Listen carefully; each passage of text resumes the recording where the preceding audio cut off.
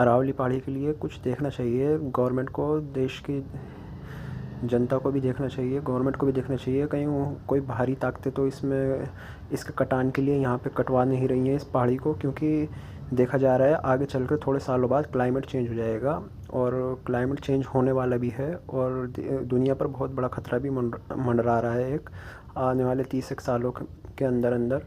तो इसलिए ज़्यादा गर्मी होगी, ज़्यादा धूप, ज़्यादा बर्फ़बारी होगी, ज़्यादा बारिश होंगी, तो देखना चाहिए।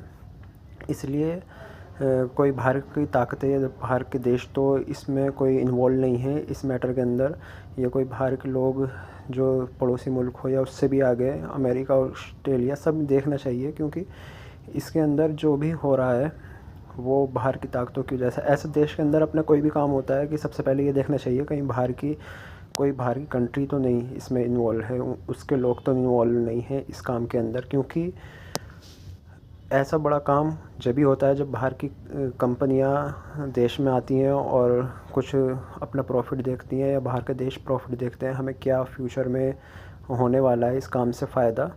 तो इस तरह के काम जब भी होते हैं, लेकिन हमारे जो हिंदुस्तान के नेता हैं वो इतने सोचने समझने लायक नहीं होते हैं। आपको पता ही है सब कि किस किस तरीके से पढ़े लिखे नेता हैं और कितने अनपढ़ नेता हैं और कैसे हैं और कितनी समझ रखने वाले हैं। तो इसलिए और हमारे देश की जनता को भी सोचना चाहिए हम कितने पढ़े लिखे हैं, कैसे नहीं हैं, क्या क्या जानते हैं, साइंटिफिक चीज़ें जानते हैं, नहीं जानते हैं, और डॉक्टरी सब बायोलॉजिकल सारी चीज़ें, मतलब छोटी से बड़ी चीज़ें देखनी चाहिए कि हम कितने लेवल में हैं, कितने पानी में, और हमारे से दूसरा सामने वाला कितने पानी में है। तो इसलिए ये सब बातों का ख्याल रखने के बाद में ये ऐसे कदमों को उठाना चाहिए। इतने बड़े कदमों को ऐसे ही ना उठा लिया जाए कि बस सुप्रीम कोर्ट से ऑर्डर ले लिया या यहाँ से ऑर्डर ले लिया, हाई कोर्ट से ऑर्डर ले लिया और इसको काम कर दिया जाए।